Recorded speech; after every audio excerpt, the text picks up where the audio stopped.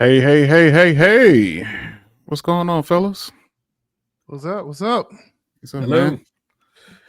Well, guys, I hope everybody doing well, man. So, first of all, man, guys, working with AI friends, I think this is just a simple podcast, man. We just like to invite you guys. We're gonna talk about certain things and so some of the things that kind of going on in the industry.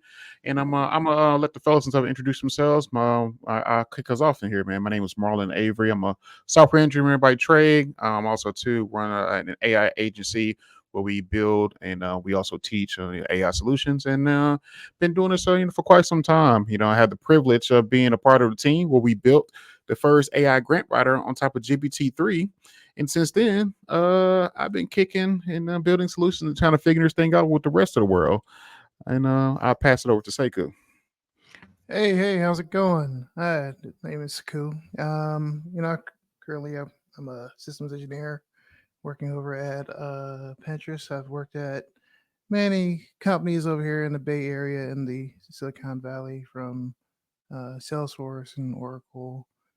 I've been in some form of like ops systems engineering roles for probably the last 20 years or so. So looking forward to having a great conversation with you fellas. I'll go ahead and pass it over to Adrian.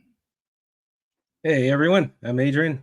I'm currently head of technology at Distro Nation, formerly VP Engineering, Live Nation Video Network. Had a long career. I'm one of those people that made the jump into coding from something that was not coding, which was network engineering. So through hard work, a lot of frustration, and blood, sweat, and tears, here we are.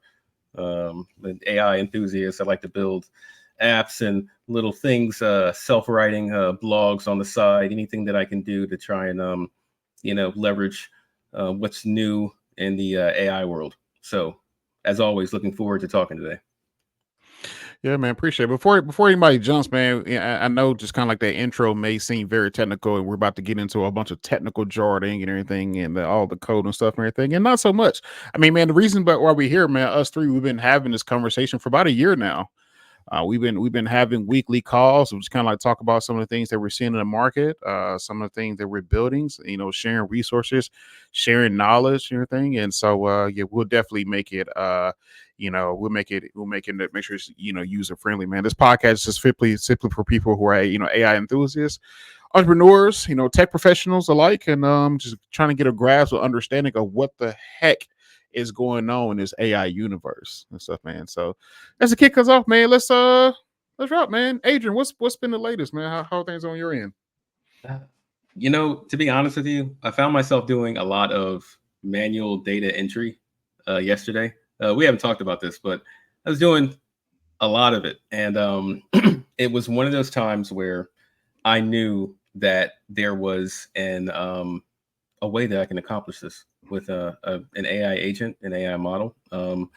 And I was up against kind of a time crunch. The time it would take to just, figure that out, set that up, was potentially greater than the time of just grinding it out and doing a bunch of cell movement and basically video metadata sanitization.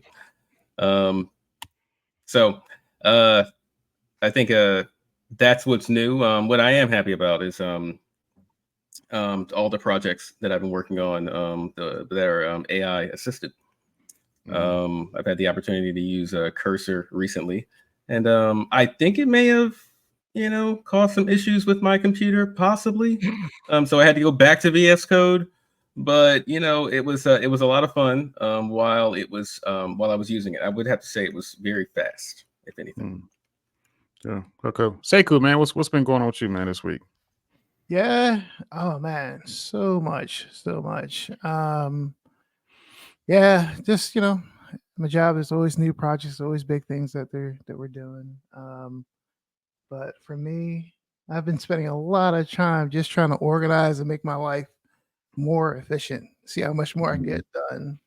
I always find myself taking notes, like trying to remember where I put those notes and finding that note. So the other week I got fed up. Like, you know what? It has to be a better way. Got all these cool tools here. So I've been working on like a pipeline to just make it so I can just do dictations and get it into a format that looks good on through like a little pipeline that sends some stuff over to OpenAI about my dictations, kind of massages it a little bit, and gets it to a place into my little Notion notebook for me to like come back to it later. And I've saved so much time on that. That's been like my little cheat code lately. So yeah.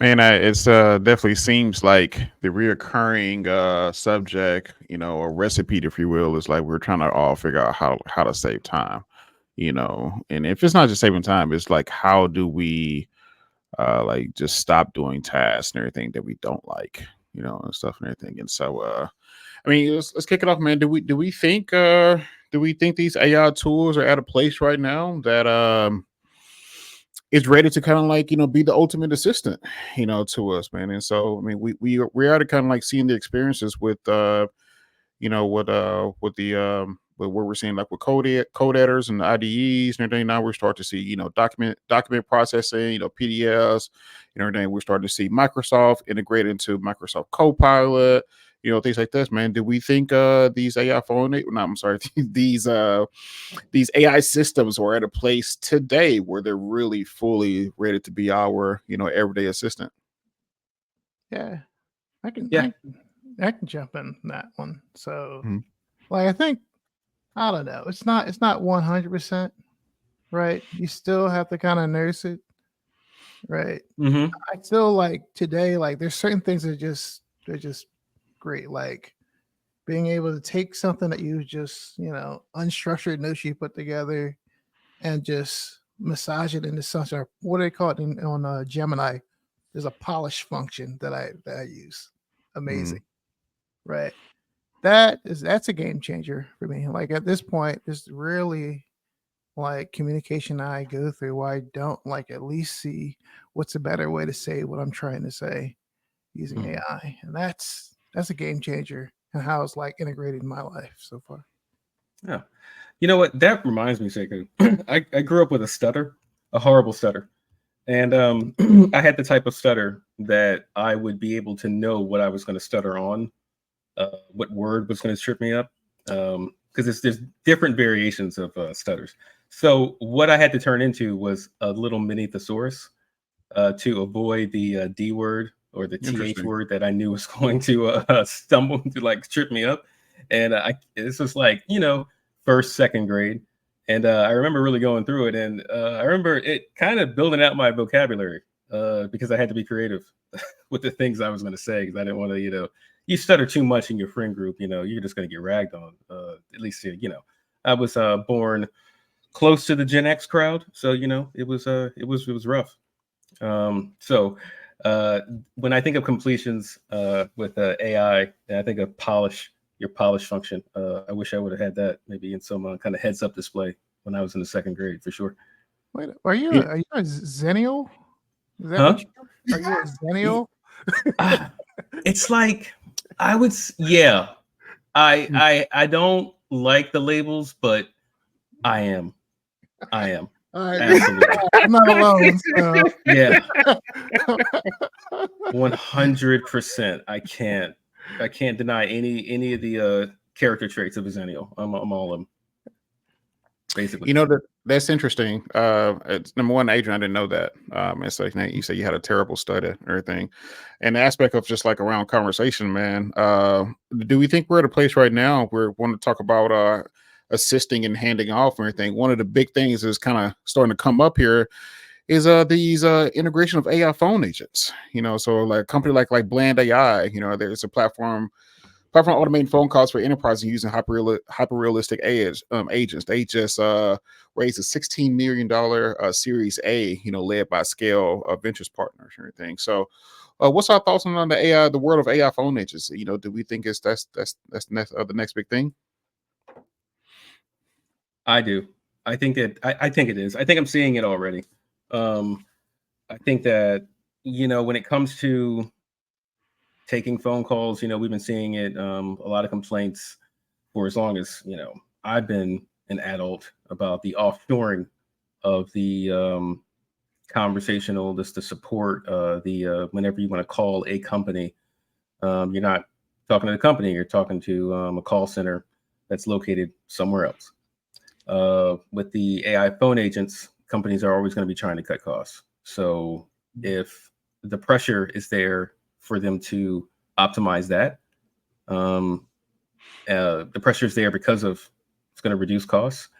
I would predict that a lot of time and effort will be put into making that the best it can be. Yeah, I think I have the privilege of being able of like building one of these systems and stuff currently for a client of ours, and they've been talking about it for quite some time. I think what's really interesting about this space, we got approached maybe like what month is this? Geez, maybe a year ago. That's wow. We got approached a year ago about from a doctor's office, and they was looking to integrate AI into kind of taking over the phone lines. And so one of the things and stuff, right, immediately we found that like it was really difficult to get latency down. Like that was just a year ago, and now it seems like a lot of companies like Blend and Retail.ai has kind of solved that issue when it comes to latency. And so now I think we're kind of going back to a place where it's like, how creative can you get? Because like now we're seeing models and everything be able to switch over to like everything from like different languages, being able to like pass data down. And so being able to have a real live natural flowing conversation with an AI phone agent and kind of passing off information to your head nurse, to the receptionist and everything, automatic check-ins, everything. Then we're talking about the process of another AI phone agent passing that data to them, where that AI phone agent now goes to do an insurance verification. So insurance verification. So then you get a text message right up the back and everything that, hey, this practice, this business is not in your network and everything. Would you like help or finding another one, or do you want to proceed and stuff with this one? Or if it is, then getting your information of copay, expectation, real live indication of maybe the practice is running 15 minutes behind, and it sends you a SMS and everything, text message, just let an hour before you leave the house. And so being able to kind of pass that data down, transfer the information, and have it in real time, I think is going to be absolutely game changing for not only just so many businesses, but just industries across the board. Sekou? Yeah.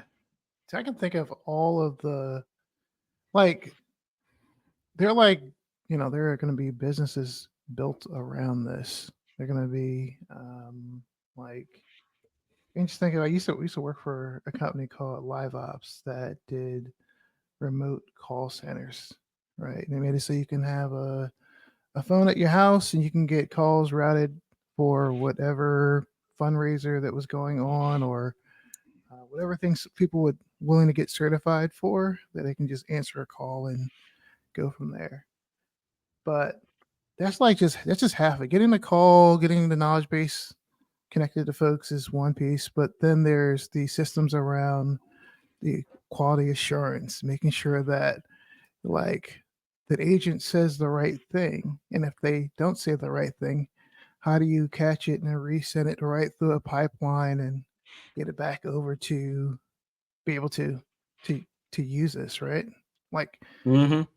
it feels like we're definitely going this way. They've been trying to optimize call center space for so long. Yeah. Yeah. E- Like, yeah. So I'm not surprised that someone has like really taken that idea and like got a lot of good funding around it and is running with it right now. Yeah. I mean, I'd take it a step further. The ability to have a vocal dev assistant in real time that is walking you through setting up and importing proper dependencies, walking you through how to navigate through AWS. We know that's a wormhole over there.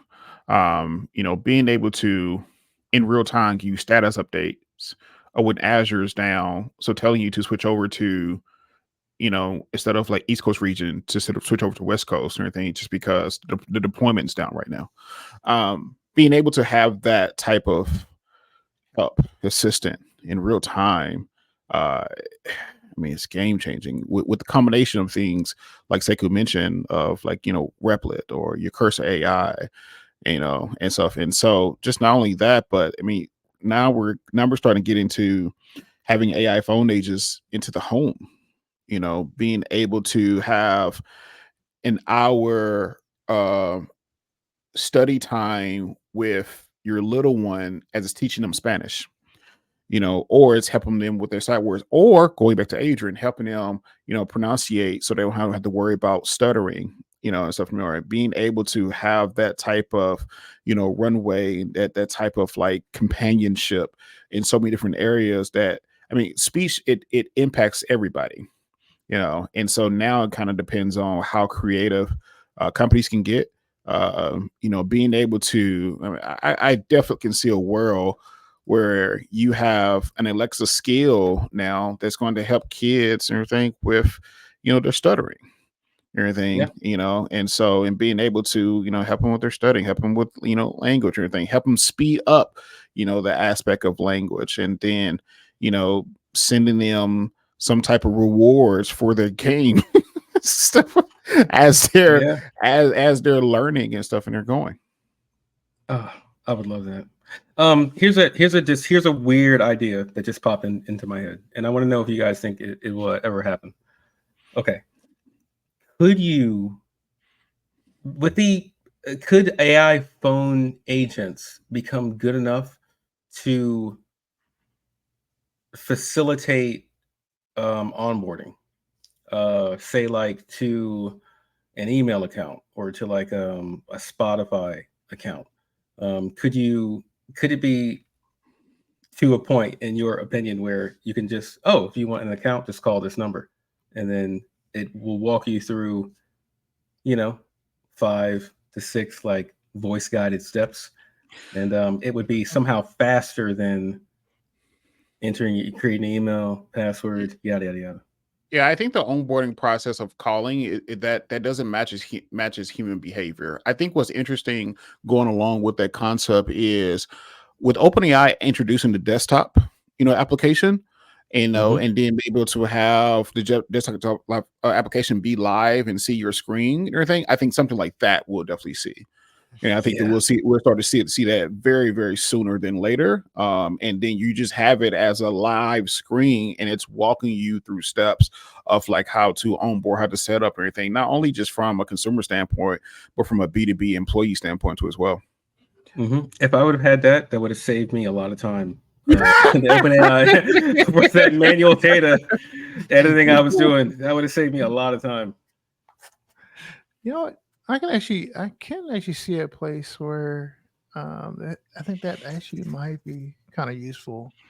I remember many years ago when folks wanted to get online onto AOL or something like that. Like you'd have the older part of our population would there were services that you can get where you would have like a young person come and like walk you through how to like use Mm, get on AOL, get you all set up. mm, interesting. I think there's definitely use that, especially for like even like Yeah.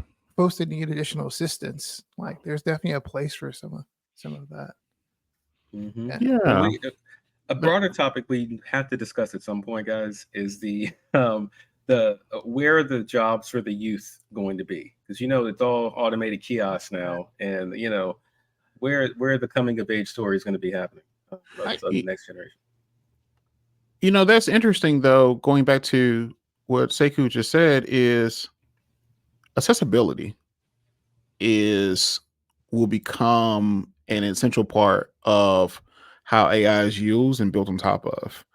So going back to it, especially, and it's funny, I didn't even think about Seika what you just said on that aspect because a phone number or a voice agent being able to use somebody who has limited vision is game changing. you Ooh, know, and so, or, somebody, who can't properly use their hands or like what it may be. And so I think accessibility will be a huge market opportunity, with all these, tools and models. Yeah, I think one of these days for we'll sure. talk about. There's a little company called Be My Eyes that does some. Yeah, Yeah. we should, maybe not this session, but we should dedicate some time to talk about that one. Oh, Might for be sure. useful. Yeah. So here, going on and stuff with that, with we're talking about, AI being in the home. We're talking about, even aspects of accessibility. Lately, man, Amazon just partnered with Anthropic to enhance Alexa.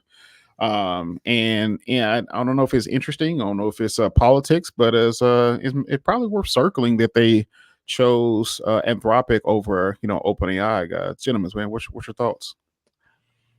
You know what? That is a good one because it's not just OpenAI; it's over Amazon Q, right? They have their own product, Mm. right? Oh, that's right. So Yeah. I think that's quite challenging. Uh, I That's think interesting. Anthropic is definitely small enough. They don't have the same ties to Microsoft.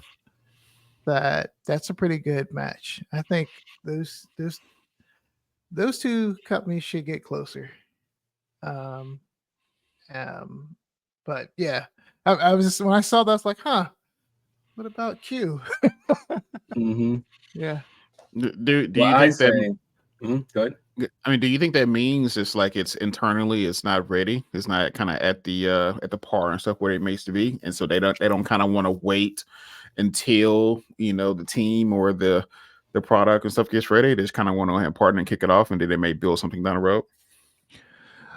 You know, it may be one of those things where Q is more purpose built. I know for coding is like I don't know. I've definitely enjoyed it more than like Copilot. I guess it's actually more useful than that. Maybe not as useful as like Cursor, but yeah. But Anthropic is like more. I don't know. It does a little everything, Hmm. right? And their solution to retrieval augmented um, or RAG is very different. And what's it called? Artifacts, I think they call it. Hmm. Mhm. Um, oh, Artifact. There's like another caching mechanism that they're promoting now. I think that they're onto something that is unique to them. So I'm not surprised they're like connecting to them in that way. Yep. Adrian. Um, just call it Alexa. Make sure you still call it Alexa, whatever you do. I think that I've been hearing some horrible things on in my circles, like so because Google has and or Apple is coming out with their AI on phone kind of situation, and they're not calling it Siri. It's going to be called something else. You know, let's not drop them. Let's not drop the name so fast because everyone thought that Alexa and Siri was already that.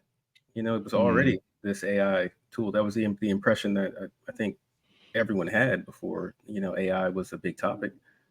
Um, Yeah, so yeah, keep the names. That's all I have to say. just don't have me I'm, saying another name. Like it's Nah, no other thing. yeah, I mean, Siri is definitely one of the grandfathers of the NLP applications, and so they're extremely early into the space, and one way say that it hasn't been a lot of innovation, even with the tool or a product and stuff like Siri, and Mhm. so so here with that, man, question: Do we think these big tech companies are just kind of using the word AI as a shrinkflation? Uh-huh. uh, uh, you know what? I did see the event, the Glow event on Monday, and the products that released. But was that the name of it? Glow? Yeah, it's Glow, the Glow event. I watched it and I missed that. It So was, nice. it's all about the colors. It's all the colors. But one of the things that like stood out to me when I saw it was that like, you see everything was like a very modest upgrade. They put bigger batteries in it, but they didn't want to really mention that, that they were, that it was like a very small amount of additional battery. That everything was like one tick up within there. But then you see there's Apple Intelligence. That's what connects to everything, right? Yeah, it's almost in a getting premium prices on it. All of our previous phones are now going to be a little bit further from being up to date. But I do see that definitely feels like companies are using AI to make it look like they're really doing something new, and maybe that's the only real improvement that's happening. But they're selling it to you at the same price. So yeah, I think so. I was I was talking to my girlfriend, and she had mentioned that she was going to get some new AirPods, and I was like, well, I just want to wait because it's kind of around that time where Google is going. I'm not Google, but Apple is going to announce the new AirPods and stuff for the new devices and stuff like that. And so I joined because I need some new AirPods like bad. I've lost my little ear tips. One of them really don't work well. So I was like, you know what, I can just wait. And it's kind of going back to to the topic is this. It wasn't any like serious level up, but I will say, in Apple's defense, that's typically how they do things anyway. They are very much increments, in building and releasing. And typically you got companies like, Google and Samsung that make these large leaps. And then, 8 months later, it's like the consumer doesn't care anymore about that big feature, where it be. And Apple typically just, we'll go our pace. Yeah. Yeah. I just want to add the one other thing that popped out to me is the AirPod Maxes. Like the over the ear. Yeah, I don't even know why they had that in the actual presentation. They did nothing to it. They did nothing to it except for put USB-C on it. That's it. That's it. Yeah, the case is still the same. It still has the H1 chip and everything. The new AirPods has the H2 chip. In colors. We did new colors. We do get new colors. Got the glow. Yeah. I am so much more doom and gloom on this outlook because I feel like they have to be going through some kind of creative slump. They have to be. Because I think that it's just there has been not enough big swings, and the last big swing was the Apple Vision Pro, which was great. But let's keep going. Let's keep going with that. I'm surprised there's not more about that environment, that ecosystem that was announced. I feel like they kind of. There was a little bit of Vision Pro in there. They didn't say Vision Pro once in the whole thing, but you notice that all of the cameras have the ability to do stereo video. Oh, sorry, spatial video, because they have the two cameras there. Oh yeah, glasses now. So now they are really going to start doing what Apple also does very well, is changing formats for video and pictures and making that standard so the other folks have to jump on the bandwagon and use whatever they're doing. So now that I love. That I love. Let's do that. Okay. I take back what I said. Yeah, because if they're thinking about building for like a new video format, new like kind of immersive video that you can capture. Yeah, okay. Yeah. But also too, I mean that does like bring up an interesting point too as well. I think across the market, including things like AI models or anything, are we kind of hitting the plateau? And so we haven't seen, any big leaps, big innovation or anything, as far as like kind of what we experienced for the past 18 months and everything. And now even so, like on the hardware for the consumer products too as well. It seems like maybe in the last couple of years, something kind of everything's been the same. Do we think we're kind of like hitting a a plateau of innovation, creativity? What's your thoughts there? Interest rates. Interest rates. It's the interest rates. Right? I mean, we would have to suspect there's something going on globally in the supply chain or something, Yeah. That's Interesting. that's affecting that. I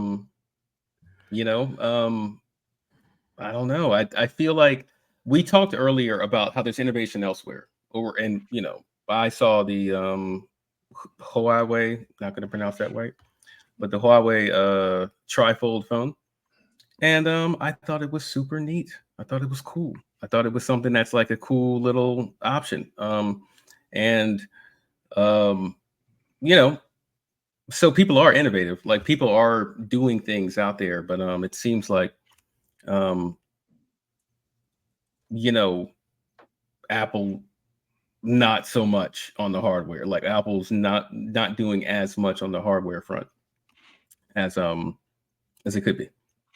But it could be part of the master plan. Who knows? Slow rollout. Yeah. Yeah, I think it's interesting.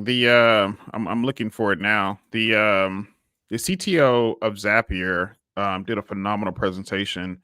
It was at a Y Combinator event, and he said currently right now that Zapier is one of the largest AI platforms in the world without being an AI company. He said they run 10 million AI tasks per month. That is 100% automated. But I'm looking for it. He did point out that there just hasn't been a lot of innovation. And he said that, you think we're starting to hit a plateau, even with, how fast and stuff these models and stuff have advanced and, built out, which is, I think there's a lot of pros and cons to that. I mean, we've typically seen this with other technologies, things like the internet, things like the internet, things like blockchain and things like that. And the great thing about these moments is this is kind of where the builders get to work, and so that's where we start to see, the real people stuff like kind of go heads down. And then a couple years later, you start to see companies like your Facebooks, like Twitters and stuff kind of spent out of that. And I think we're at a place right now we haven't, not only have we haven't, but we're nowhere close to like experiencing the Facebook like in the AI universe stuff yet. Yep. I think it's about time for that too. Yeah, definitely. But I think that when you slap AI on everything, that's you can only do that for so long. It's a little stopgap in some of these cases because that buzzword isn't going to be around forever. Speaking of buzzword, one of our buzzwords and stuff that we all mention at least once a week and everything is OpenAI. And OpenAI has apparently warned California about the AI bill that it will threaten U.S. innovation and stuff there. Fellas, what's your thoughts and stuff here? Yep. So a little bit more about that. So the bill will basically, I'm going to just sum things up, but it will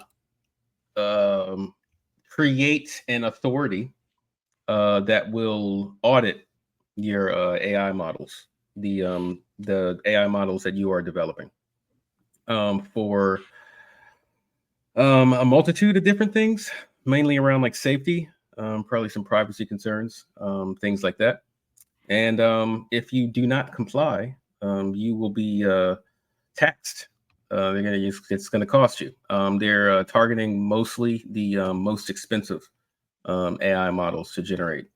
So tying that back to maybe the exact, the resources that are used. We all know AI takes up a lot of juice. I think it seems like a lot of people are not a big fan of this bill. Say for instance, the Gigafactory, is that open in Texas? They Yeah. They put that in Texas now. So a lot of people are hightailing it out of there for the Yeah, Elon mentioned that. Elon mentioned that the Gigafactory in Texas took like 20 months to build from start to finish. In China, it took like 16 months, and he said legislation and just the process going through that in California would have took 2 years just on the the legislation, like on that part. He said that's one of the main reasons why they left California. Yeah, that's understandable. I mean, it doesn't surprise me being an outsider of California that things will be more regulated there. It's more difficult. They don't even make movies there. They go to Canada. I mean, that's where Hollywood is.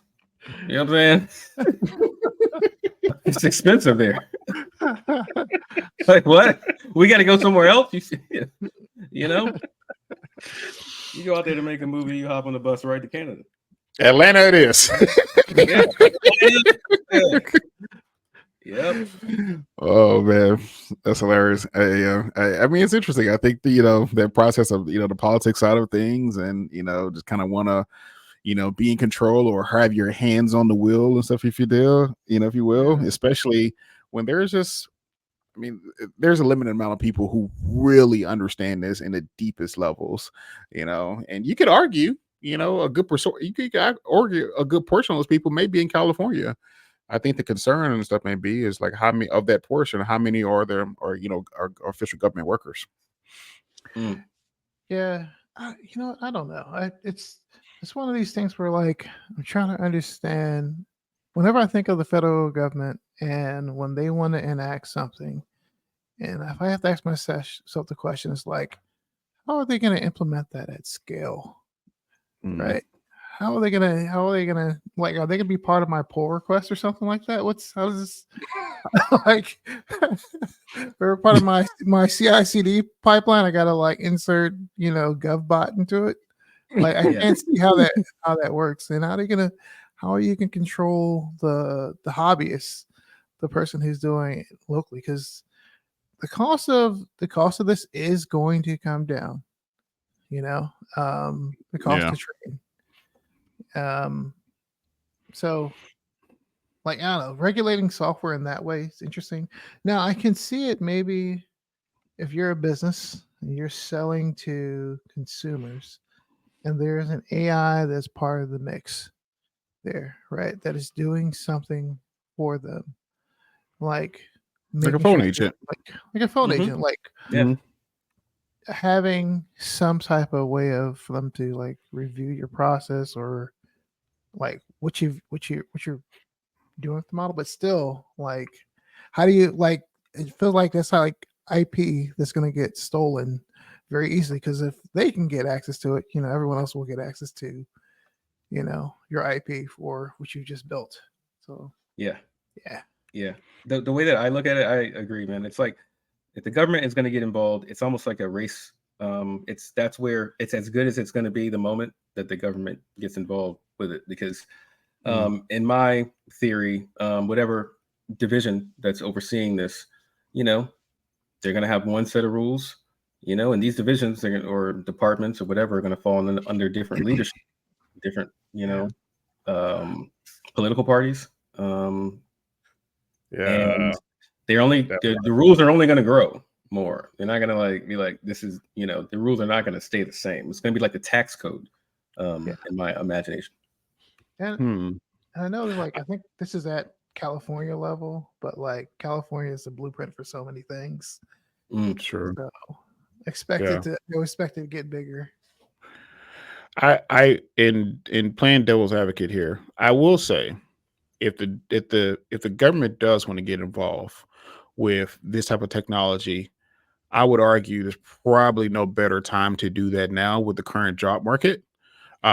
Just because there are so many, talented and technical people available. And so I would imagine like this is probably the best time, to do so.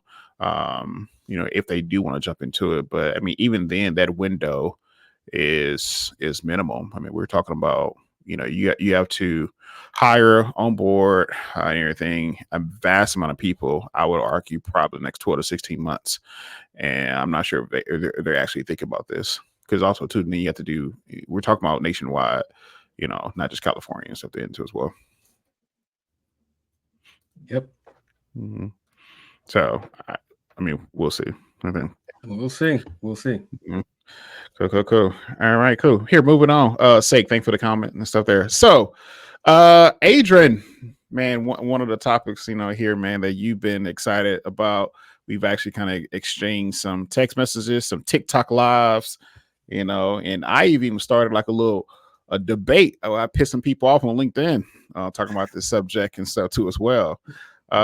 So fellas, man, what type of impact do you think AI will have on the music industry? Because that is itself definitely, you can call the music industry its own mafia government and stuff by itself. But what type of impact you think the AI will have on the music industry? It's the impact is like really however long the arm of major record labels can reach, because I think that they're coming in hot after the AI stuff. Recently, Suno, one of the biggest AI music generators, got is in a lawsuit. They got charges or a lawsuit brought against them by the major record labels, basically saying that you guys are using all this music that's copyrighted to train your models to generate music, but you're using it off of stuff that is owned. So it's difficult. One of the reports that I saw about, I was listening to the old what was it, PBS, and they were doing an expose on Suno, and what they found is that one of the generated songs had the producer song title, in how the producer tags are in a song, Metro on the beat, Metro, Metro Boomin' Want Some More, Mm-hmm. Yeah. So I had a joke that I've been saving for a very long time, guys, and that is Mike Will in fact didn't make it. It was AI. There we go. I'm out of here. I'm done.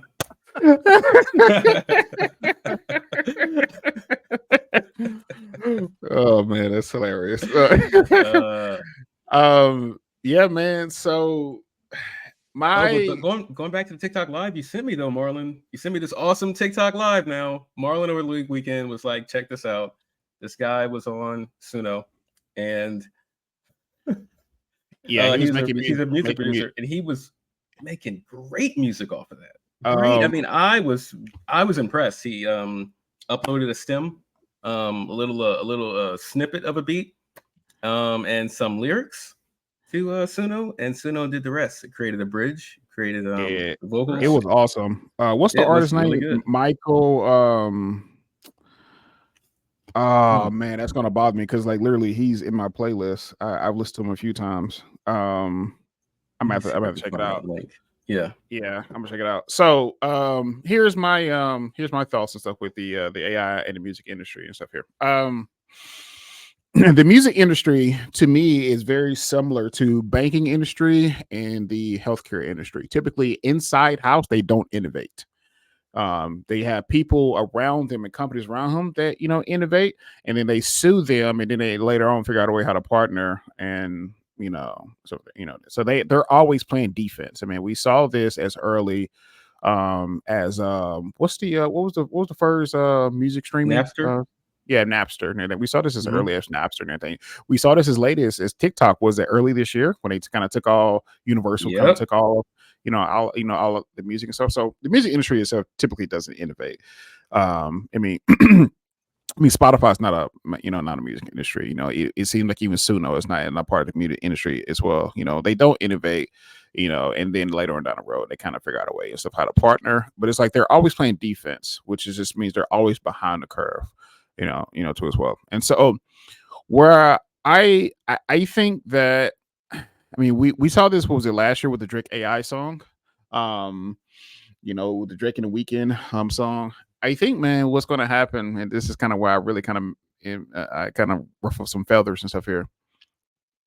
I think eventually we're going to live in a world where there would be top music Billboard charts with songs that are fan generated in likeness of their favorite artists. And so I can see, like with the Drake AI song, that song was, Drake didn't have anything with it. It was, I can't remember the guy's name who created it, but that song was fire. It was fire, and so I can see a world where, a 60-year-old kid who just had his first heartbreak, and now he's upset and he's about to go make a Drake AI song, with featured by Eminem, and is expressing, his emotions and his experience through the song, and he's on Suno and he's on, Claude making the lyrics or anything, and I can see him putting all this together, and then, now you got a banger. And I see, hopefully, now I just don't, my concern with that is the innovation of that process would definitely happen outside of the music industry. I would love a world where the royalties on that also lives on a blockchain, where the artist up front will agree to have their license, available for creators, and there's a 50-50, 60-40, 70-30 split, and stuff down the middle. And that happens, and all of a sudden now you have artists. It's funny. TikTok is doing something similar where you have creators making up songs that we forgot about. We forgot about, with artists that we forgot about, and stuff. And so, and now they're bringing back, now these songs are blowing up, and all of a sudden, and like the artist is like, wait, what happened? Everything. So one creator got onto, TikTok and decided to do a dance or anything, and then boom, it took off. I think we're going to see that same type of process, and that same type of flow with music generation and your likeness of your favorite artist. And I would love to see the creator, get his fair share in that process, just like we're starting to see on TikTok. I would love to see it too. That's a perfect example about something that just takes off. A song like that's old, no one's ever heard of, and it just takes off because it has the appropriate visual attached to it. Just think about back in the day with MTV, how much thought was put into a video, making the video perfect because the visual had to be a great representation. I was such a snob back in the day. I would drop a song if the video was whack. I feel like every time I hear the song, I think of that stupid video. Like I can't, So yeah, I mean, and also too, we're talking about, we're talking about, oh wow, yeah, also too, we're talking about, this is where, here's the conversation again of how AI is going to create jobs, because now we just kind of went through a creative process of your creators are creating their favorite songs, and they're creating something with the likeness of their favorite artists and everything. I can imagine somebody starting a YouTube channel recreating 106 in Park with all AI generated songs. Oh, that's awesome. Yeah, I would totally tune into that. I would totally tune into that. Yeah, that's pretty cool. Sponsored by Apple, sponsored by Amazon Music. Now, watch this. Now you need a producer for that show. You need editors for that show. You know anything? You need graphic artists for that show. Like now you have a whole different world of creative vision and stuff like that, where now you need more people to have. It's going to create more jobs. It's not going to just simply replace everything. It's going to create more jobs, all based off the creator and how creative people can get. Well, yeah, I guess. Oh man, it makes me think of so many things. I think the one thing that comes out to me is like, all right, we have more AI music in the world. Eventually, if we have more AI music than regular music, does that mean that AI will start, trying to make music from AI. Like, what do we get from there when we create the circle? The Right? snake will eat itself at some point. I mean, you definitely have models that learn from the top charts of the AI generated, music songs for Yeah. sure. Yeah. Yeah, 100%. Yeah. Yeah. Yeah. And I can see it. I can see the wave kind of like slowing down too. Like say if that does happen, AI music is just flooding the market, and then when a person hears a like bespoke track that's done by a human all the way through, and maybe it sounds different. It sounds like it's more quality, and people get an appreciation maybe for musicianship, maybe further down the curve. Yeah. Again, Well, you want to get really creepy, freaky? Mm-hmm. go on. Uh-oh. Where you going? One could say that music is an emotional expression. Is that fair? Absolutely. I think so. What happens when you get to the place where you're going through something, you're going through life hits, something gets difficult, you lose a loved one, you lose a job, and typically when people are feeling some type of like emotional impact, one of the outlets that we put on our headphones, like we try to block out the world, everything. Imagine a world where you have a private for yourself AI therapist that is helping you through this process of grieving, process of losing, your job, process you just had a bad car accident, whatever it may be. From there, you agree to, share your notes, what's going on, whatever it may be, with a private LLM that is a full AI music generator. And then by the end of that day, that weekend, you get sent to you a specified song that will help you through this grieving process of what you're dealing with in likeness of your favorite artist. All automated. This reminds me of, I hope it's not too off topic. There's this there's a show that I think that Killer Mike was in, where he was trying to live off of just getting things from black owned businesses. Oh yeah. Oh, I missed this. Tell me more. Yeah. He was eating like raw potatoes because Oh my. That was the premise of this episode, and everything had to be black owned, like not just grocery store, the gas station, everything, like the whole 9 yards. And it was definitely tough. But I think in the AI world, it probably is going to be a lot easier at some point to have your whole world AI and like have no interaction with a human being through the process. I don't know. I feel like that's kind of dystopian. I feel like there's gonna be a movie about this any day now. Yeah. I mean, I have a therapist and I got a mom. And my therapist, I go to my mom when I really want, because I talk to my mom a lot, so there's some things I talk to my mom about, I don't talk to my therapist about. I don't. Sure. Because my therapist is going to be very realistic. He's going to be like, Adrian, you know better than this, But my mom knows that I'm a goofball. She knows the inner workings. She knows the person. If an AI assistant was able to get to that level of familiarity, that would be great. Watch this.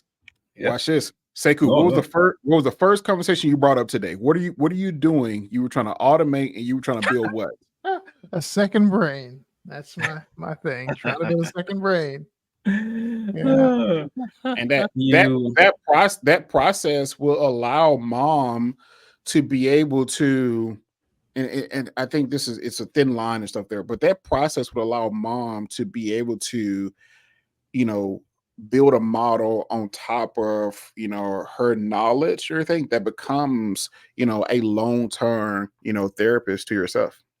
Yeah, but I refuse to help Vicky Green get this thing set up because she's going to be Adrian. I can't. I don't. I'm talking to it. It's not working. Adrian, pick up the phone. It's not. I'm saying it. It's Is the model training, Adrian? Oh, killing me. Yeah, I think she'll just have to talk, or it'll just be in the background, you know, stuff. But yeah, that's hilarious. Yeah. I'm gonna not like her by the time the model's trained. I'm like, no, I ain't gonna use this model.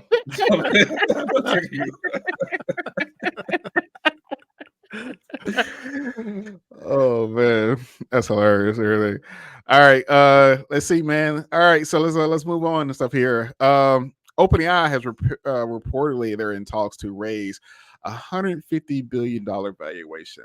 Currently, right now, they're in talks to looking to raise $6.5 billion at $150 billion pre-valuation.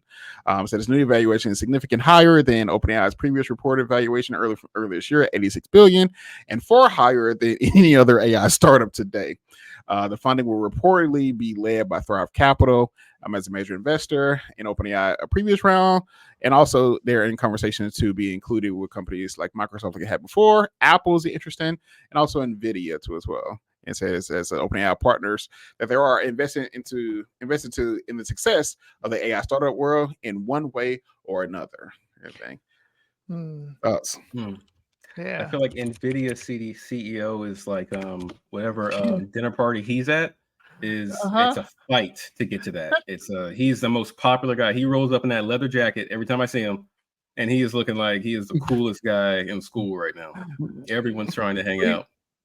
I think we both had the same thoughts. Like, so you're saying that Nvidia is getting maybe, you know, 75 to 80 billion dollars is what you're saying here. Is that because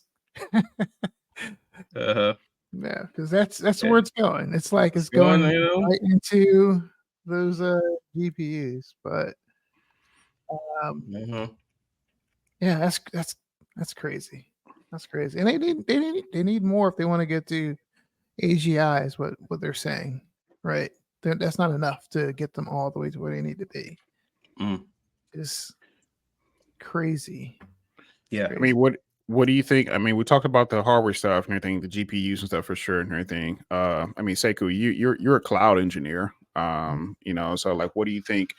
Does OpenAI need help on the cloud side too as well? You know, do you think there's it's sort of part of the race? Yeah, it's definitely part of the race. There's scale, there's optimization. Every time they make models faster and cheaper, that helps out with their margins when they're selling things to folks, and allows them to reinvest. But the challenge is this is a world where all of the tools are changing like every 3 months. There's optimizations that they're gonna have to do that they don't even know that they're gonna need to do just yet over there. So yeah, it makes sense why they're doing what they're doing. They're working at a scale that doesn't exist anywhere else in the world, and they're providing services in the unknown where they don't have a lot of folks that they can kind of lean on for that. So I mean, yeah, I got an email today from OpenAI. It said the latest GPT-4o model is now 50% cheaper for input tokens, 33% cheaper for output tokens, and support structured outputs. You know, to explore this new version of the API, this new version and everything specify, GPT-4o Omni 2024.86 and everything for the parameter in the API. And so, like you said, it's getting cheaper. And said that's going to go into effect. It says on Wednesday, October 2nd, the default version of GPT-4o will be updated to the latest GPT-4o model. So like you said, it's getting cheaper. It's getting faster, too as well. And stuff. And so there's an interesting question. And they say, is it possible to use OpenAI API for free? Ooh, that'd be interesting. Do you think we'll get there with the API? So free. I mean, we know ChatGPT it already has its free version. But is that the goal and stuff there? What's your thoughts? Wow. Yeah. I can see them getting to the Google model, right? Where it's free, but it's not free, just like they're doing with the Chat GPT itself, right? It's just Mhm. when they get to these, once they get the closer they get to these larger economies of scale with what they're building, a lot more possibilities come up, a lot more, you know, what do you call it? I don't know, just I think that they're just gonna as they get as things get cheaper and they want to connect more customers, providing free is the best advertisement to get someone to pull someone in, especially when they Yep. can like cap you at a point where it can only be so useful, right? Mhm. What So become the business model then? I mean, we're talking about now, GPT-4, GPT-4 being available for public use for free. It does still on the ChatGPT side. And if it does get to a place where there's a free version, of the API, I mean, what becomes the business model and stuff there? Is it simply relying on enterprise? no, I think it's the integrations, like the things I'm doing with what's it? I'm using instead of Zapier, I'm using Pipedream, Mhm. and I'm using OpenAI as a like integration point for all my little things that I, you know, build. I can see that being useful for them to like allow me to do my small thing and just enough so that if when I try to do something too interesting, I have to pay the money or I have to go past whatever their free cap is, right? Kind of like Mhm. AWS has like Your free tiers. the free tiers. Like Hmm. I can definitely imagine OpenAI going that route. But I think there's two things. There's the efficiency curve that they're pushing against, and also the what do you call it? Things are expensive. Interest rates are super high. Remember, all of this came to be in a high interest rate environment. Like you have to scale to That's a high. great point. Oh, it's a really Most good of point. the large companies that you see now were created during low interest rate That's environment. a really good point. Yeah. So Mhm. Mhm. So are we thinking back when interest rates reset, prayerfully, if they do reset, I mean, what is do we see OpenAI becoming offering like free tiers on the API side? Maybe ChatGPT is completely, free with advanced, integration for cost usage. And then, more of the more of the level stuff is kind of built around the enterprise side and kind of allowing your day-to-day consumer, to kind of use it too as well. Because also, we're also giving it data, too as well. So there has to be some back end pros and cons of that too as well. Yeah. yeah, yeah. Mm. Yeah, there is. There's the ways that I would not want it monetized, and that's like ads or some kind of doing the go in the Google route where Oh my God. they Add actually just mid mess up prompt. mid prompt. Oh, Mid prompt. you know, ads are coming. I just Oh I my know. goodness. They're think of gonna be all like, it's things. 12 o'clock. Ugh. You ever think about stopping to McDonald's? It's 12 o'clock now. Isn't it lunchtime? Mid prompt. Yeah. Uh, Oh man, that's painful to even think about.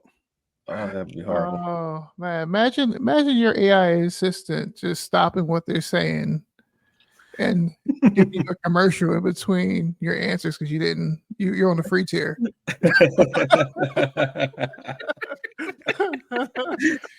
Oh, that is painful.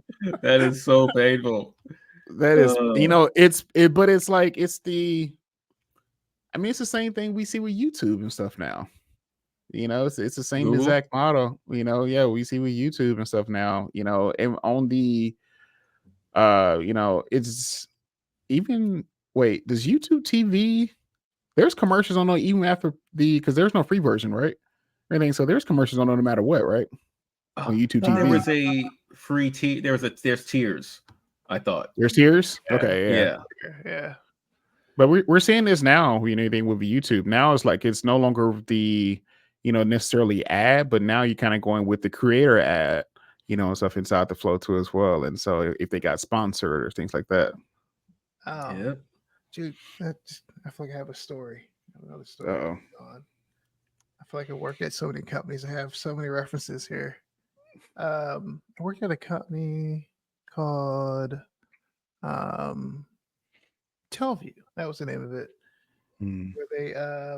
Where they built broadcasting systems of IPTV broadcasting systems, where they interweaved commercials into the actual broadcast, like directly into the stream itself, so that there's no way to essentially use like a ad blocker or something like that, because it's embedded to the actual file that's actually streaming through. Like I think I feel like YouTube and some other places are starting to actually like really, start doing some of those things. Like it's definitely nothing's going to be free forever. Eventually they're going to want to pay some bills, and ads is tried and true. And they always do it so slick. It's always like a slow, and it's like, because you don't really realize what happens like a few months later. You're like, wait, has there always been, that there and everything? I think that what's interesting is now with the power of social media, the consumer has a lot more say and a lot more pushback. And so a wild example of that is like Chipotle, and stuff. And so, Chipotle kind of got called out, in trouble for, putting less portions in the bowls when people order, on the go or to go, where they order ahead. And so a lot of creators was ordering in person and then ordering ahead and then putting the food on a weight scale. So put the food on a weight scale, and it was just like a drastic difference and everything. And it seems like that correction has already started to make some impact with creators, kind of calling out themselves, people like Keith Lee. Mm-hmm. Yeah, no one's safe from Keith Lee. Yeah. He just tore up DC. He tore it up. Really? Yeah. What, mambo sauce? The mambo sauce ain't do it. The mambo sauce. He didn't get the right mambo sauce. Oh man, that's hilarious. Yeah, he's definitely. I don't know. I don't know if Atlanta has recovered from the wake of destruction that follows Keith Lee. Oh man, that's hilarious. All right, man. Well, shit, man. Well, here, man. We had a great conversation and stuff here, fellas. Man, we talked about AI phone agents potentially being the next big thing. We talked about Amazon partnering with Anthropic to enhance Alexa. And then we kind of dove into some of the big tech companies using the word AI as a shrinkflation. And also too, we talked about one of Adrian's favorite conversations with the impact of AI having on music. And then OpenAI, California, AI bill threatens US innovation. And also too, OpenAI reportedly, in raised conversations at $150 valuation. Wow, $150 billion valuation. And so we guys, there was a great conversation. Sake there. First of all, I appreciate you listening. Appreciate you viewing. Definitely like, subscribe and stuff, on all channels and platforms stuff here. Yes. Are you guys doing a podcast all the time? Yes. This podcast stuff here is called AI with Friends. We'll be doing this every Wednesday. And so, move forward. And so it'll be on all of your podcast platforms. And so feel free to DM one of us, too, as well. With that being said, you can find me on all platforms as well. And I am marlonavery.com. Sekou, what about you? Yeah, it's me, Sekou the Wise, over on Twitch and over on TikTok. And Adrian? And I'm infamous Adrian on Twitter And you can check out my website, www.adriangreen.xyz. Make sure I got it right there right. Boom. Right on. Yeah. Cool. See. Yep. See what it was. Okay. Well, definitely, guys. Definitely appreciate you. Appreciate it. It was an awesome conversation. People viewing and listening and watching, I definitely appreciate you guys stuff here. You know, you can definitely feel free. Don't forget, like, comment, subscribe and stuff here. Give us a listen, give us a follow and stuff on the platforms. Like I said, the platform we call AI with Friends, and so you'll be able to listen to us on all your favorite platform stuff. And so until next time, we are out. Peace.